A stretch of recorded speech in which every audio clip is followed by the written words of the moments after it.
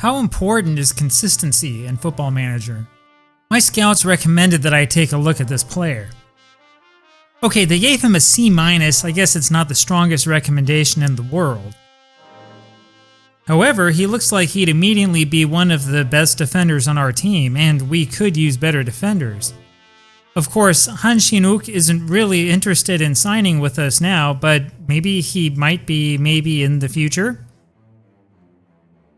But that leaves the biggest question, which is this dark red consistency warning. Now, we've all run into this problem. The question is whether that complete lack of consistency is a deal breaker. If you'd otherwise sign this player, should the fact that this 16-year-old is very inconsistent stop you from making the deal? This is one of the Football Manager puzzles that has confused me for years.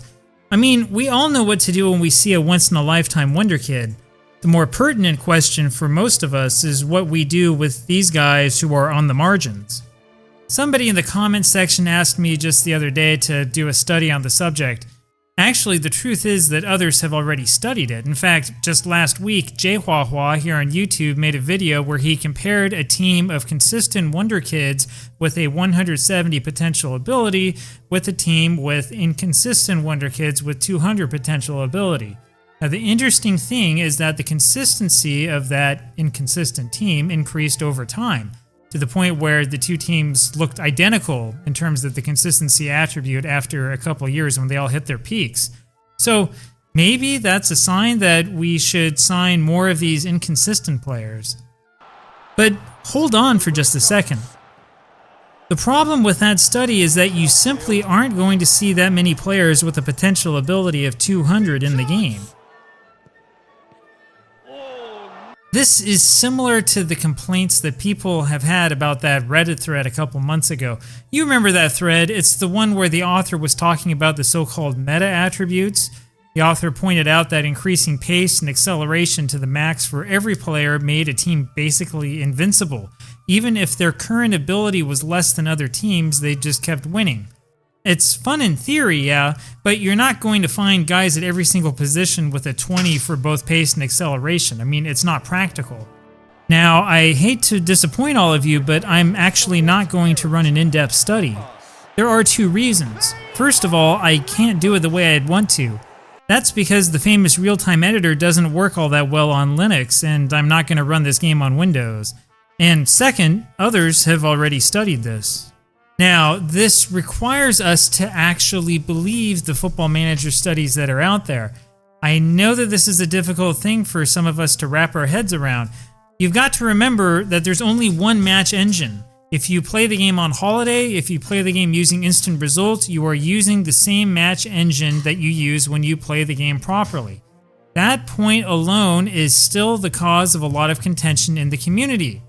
However, if you try the strategies recommended by those who have conducted these tests, things like signing players based upon pace and acceleration, you will discover that they were right all along. 2 years ago, a user on Reddit made a tactical experiment that sadly didn't gain much traction. He tested pace, acceleration, jumping, heading, technique, and consistency. Basically, he had 16 teams filled with players who had average attribute ratings across the board. He gave each player an extra 5 points for the attribute he wanted to test, then he had them play against each other for 4 seasons. Here's a table of his findings. As you can see, pace and acceleration were up at the top. Now, that should sound familiar to you. That's exactly what the testers over at FM Arena have found every single year, going back to something like FM 19. If you want to improve your team, regardless of the level you're at, finding faster players will do it. Jumping and heading followed, which is actually pretty interesting. Now, I've tried paying a little bit more attention to jumping and heading as I've played through my own saves, and I think that he's right. I think that it plays a big role and that a lot of us underestimate how important it is, but it's not as important as pace and acceleration. And then we come to consistency. Interestingly enough, he found that increasing an otherwise average player's consistency from 10 to 15 didn't have much of an impact. In other words, players who weren't very consistent didn't do much worse than consistent players across the board. Subsequent tests by the same poster confirmed that both pace and acceleration are more important than any other attribute. We've got other tests that confirm these results. The FM Arena team tested the impact of various attributes back in FM22 in a test that was pretty similar to the Reddit test we just described. After 912 matches, a team with default attributes collected 62.6 points on average. The exact same team with the consistency attribute decreased by 4 points across the board collected 57.6 points. I mean, that's a difference, it's not a major one. However, decreasing pace by 4 points across the board resulted in only 40.0 points on average, and decreasing acceleration resulted in only 39.5 points. Now, that team tested everything, and I mean everything. Pace and acceleration were the two attributes that had the clearest and the most profound effect. Even decreasing player conditioning before the game, that is, making them artificially tired before the game started, was not as significant as making the players slow. The team repeated the test in FM23. The default attribute test collected 52.8 points on average after 2,880 matches. Reducing consistency by 4 points across the board resulted in 49.6 points. It's a decrease, yeah, but it's not a particularly large one. In contrast, dropping acceleration by 4 points across the board resulted in 33.1 points on average. And dropping pace resulted in only 27.7 points. This is a clear sign that pace is really the most important attribute in the game. We'll take a look at FM24 as well. There, the testers established a baseline of 60 points on average with the default attributes after 2,400 matches. Increasing pace by 5 points across the board led to 80.5 points on average. Increasing acceleration by 5 points across the board led to 80.4 points on average. Their testing is not complete, they haven't looked at consistency yet. However, decreasing pace by 5 points across the board led to only 29.4 points. That is consistent with the results that they found in previous years.